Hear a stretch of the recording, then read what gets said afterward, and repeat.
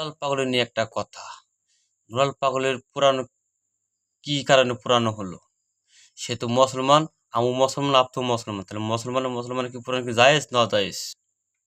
বাস। সে পাপ কামাই করছে, সে পাপের ভাগীদার আমি হব না, আপনি হবেন। কারণ আপনি পাপ কামাই করছেন, আপনি ভাগীদার আপনি হবেন, আমি হব না। আপনি পাপ কামাই করছেন, কব্বর ভাঙচুর হয়েছে, ভাঙচুর হওয়ার পরে লাশ কোনোদিন রাস্তায় বড়ি টাইনে নিয়ে তারে মিনিমাম ভাবে তারে আগুন দিয়ে জ্বলানো, আগুন দিয়ে লাশ পোড়ানো হয়েছে। অল পৃথিবীর মানুষ দেখতেছে, তারা সবাই সাপোর্ট করতেছে। কে রে ভাই, তোমরা মুসলমান না, আমরা মুসলমান না? মুসলমান হয়ে যদি পুরানো, এটা কি জায়েজ না জায়েজ? যদি কথাগুলো ভালো লাগে পাশে থাকবেন। আমি চাই ভাই, আমাদের বাংলাদেশে এই মুসলিম ভাইরে কিছু আছে মুনাফিক, যারা মুসলিমের সাথে দ্বন্দ্ব লাগানোর চেষ্টা করতেছে। মুসলমান কোনোদিন লাশ কোনোদিন পোয়াতে পারে না। সে যত বড় পাপি পাপি কামাই করুক, যত বড় অন্যায় কাজ করুক, তার শাস্তি আল্লাহ দেবে।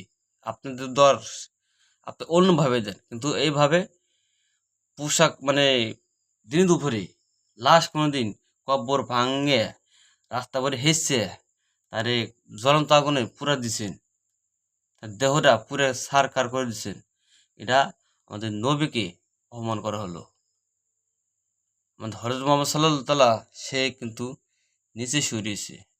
আর সে না হলে পারে, সে যদি আমাদের না তৈরি না করতো, আমরা পৃথিবীতে আসতে পারতাম না।